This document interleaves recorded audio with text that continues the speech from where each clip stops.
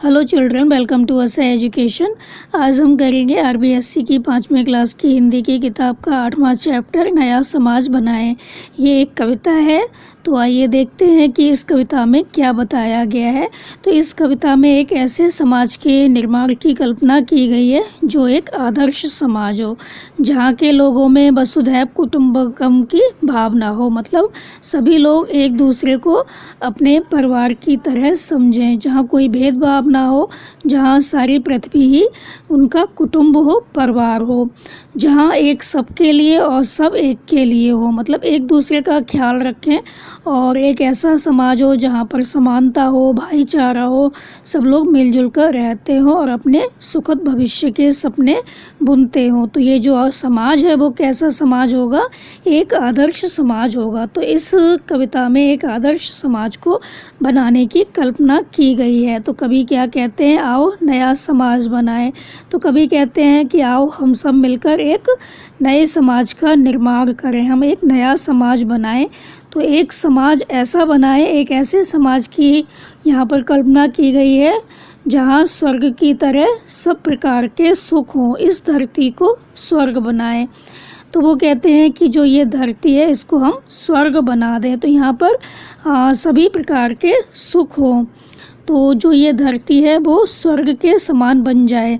आओ नया समाज बनाएं। तो हम एक ऐसा समाज बनाएं जिसमें कि सारे लोग सुखी हों, जात पात के बंधन तोड़ें, अपनेपन की कड़ियाँ जोड़ें। तो ये एक जो समाज होगा वो एक ऐसा समाज होगा जहाँ जाति पात और ऊंच नीच का कोई भेदभाव नहीं होगा, सभी को समान समझा जाएगा।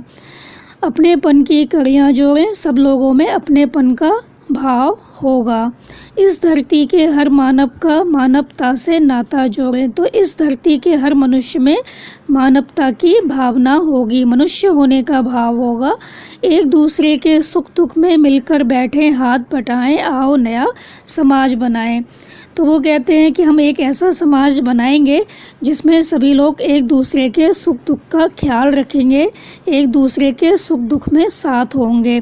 तो आओ नया समाज बनाएं। तो आओ हम सब क्या करें? एक नया समाज बनाते हैं।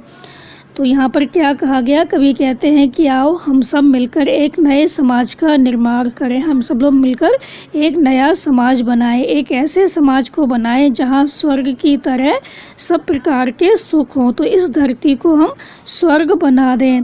एक ऐसा समाज बनाएं जहाँ जात पात और ऊंच नीच का कोई भेदभाव ना हो, सब लोगों में अपनेपन का भाव हो, इस धरती के हर मनुष्य में मानवता की भावना हो और सब लोग एक दूसरे के सुख दुख में एक दूसरे की मदद करें। तो आओ हम क्या करें? एक नया समाज बनाएं। आगे कवि कहते हैं इस माटी का कर चंदन, इसे करें हम शश्वत वंदन। तो कवि क्या कहते हैं कि इस माटी का कर चंदन के समान है और हम क्या करें? इसको 100 बार नमन करें, ये वंदनीय है, हम इसे नमन करें। हम यहाँ के हर घर में नई रोशनी की किरणें बन। तो हम यहाँ के हर घर में क्या करें? नई आशाओं का संचार करें। तो हम यहाँ के हर घर में सुखद भविष्य के लिए नई आशाओं का संचार करें। तो नई रोशनी की किरणें बन, आज सजा दें हर घर आंगन। तो यहाँ का हर घर का जो आंगन है, मतलब हर दिलों में क्या करें? नई रोशनी की किरणें सजा दें, मतलब हर कोई सुखद भविष्य के सपने देखे। मिलजुल कर आगे बढ़ने का सबके मन में भाव जगाएं।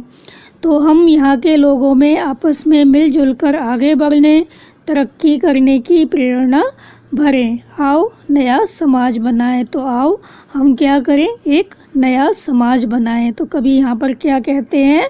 कवि कहते हैं कि इस माटी का कर चंदन के समान है। तो ये जो धरती है हम इसे 100 बार नमन करें, ये वंदनीय है। तो ये धरती जिस पर हम रहते हैं ये वंदनीय है, हम इसे नमन करें। हम यहाँ के हर घर में सुखद भविष्य के लिए नई आशाओं का संचार करें। हम यहाँ के लोगों में आपस में मिलजुल कर आगे बढ़ने, तरक्की करने की प्रेरणा भरें, सबके मन में इस प्रकार की भावना जगाएं। आओ हम क्या करें? एक नया समाज बनाएं। आगे कवि कहते हैं श्रम को जीवन मंत्र बनाएं। श्रम को जीवन मंत्र बनाएं मतलब जो हमारा जीवन का लक्ष्य है उसको पाने के लिए हम क्या करें, खूब मेहनत करें, परिश्रम करें। तो कवि कहते हैं कि इस नए समाज में हम मेहनत से काम करने को अपने जीवन का लक्ष्य बनाएं, अपने जीवन का मूल मंत्र बना लें। ऊंच नीच का भेद मिटाएं। तो हमारे समाज में जो ऊंच नीच की भावना है वो बिल्कुल भी नहीं होगी। हम इसका जो भेद है उसको मिटा देंगे। समाज में ऊंच नीच का भेदभाव समाप्त कर हम क्या करेंगे, सभी के दिलों में आपस में प्रेम भाव पैदा करेंगे। भारत माता के हम सपूत व नव जीवन की अलख जगाएं। हम इस भारत माता के अच्छे पुत्र बनकर लोगों में नए जो विचार हैं, तरक्की और उन्नति के नए ज्ञान का प्रचार प्रसार करें। तो हम अच्छे पुत्र बनकर लोगों में नए विचारों, तरक्की और उन्नति के नए ज्ञान का प्रचार प्रसार करें। धरा सभी की, गगन सभी का, यही प्रेम संदेश सुनाएं। तो लोगों को हम यह संदेश दें कि यह धरती और आकाश किसका है, हम सबका है, किसी एक का नहीं है, हम सबका है। हम सब आपस में प्रेम भाव का प्रसार करें, यही प्रेम संदेश सुनाएं। तो जो ये प्रेम का संदेश है वो हम सभी को सुना दें, सभी तक पहुंचा दें। तो अंत में जो कवि हैं वो क्या कहते हैं, आओ नया समाज बनाएं। आओ हम एक ऐसा जो समाज है, नया समाज, आदर्श समाज है, उसको बनाएं। तो यहाँ पर कवि क्या कहते हैं कि इस नए समाज में हम मेहनत से काम करने को अपने जीवन का लक्ष्य बनाएं। समाज में ऊंच नीच का भेदभाव समाप्त कर सभी के दिलों में आपस में प्रेम भाव पैदा करें। हम इस भारत माता के अच्छे पुत्र बनकर लोगों में नवीन विचारों, तरक्की और उन्नति के नए ज्ञान का प्रचार प्रसार करें। अलख जगाएं। अलख जगाना मतलब नए विचारों का प्रसार करना, प्रचार करना।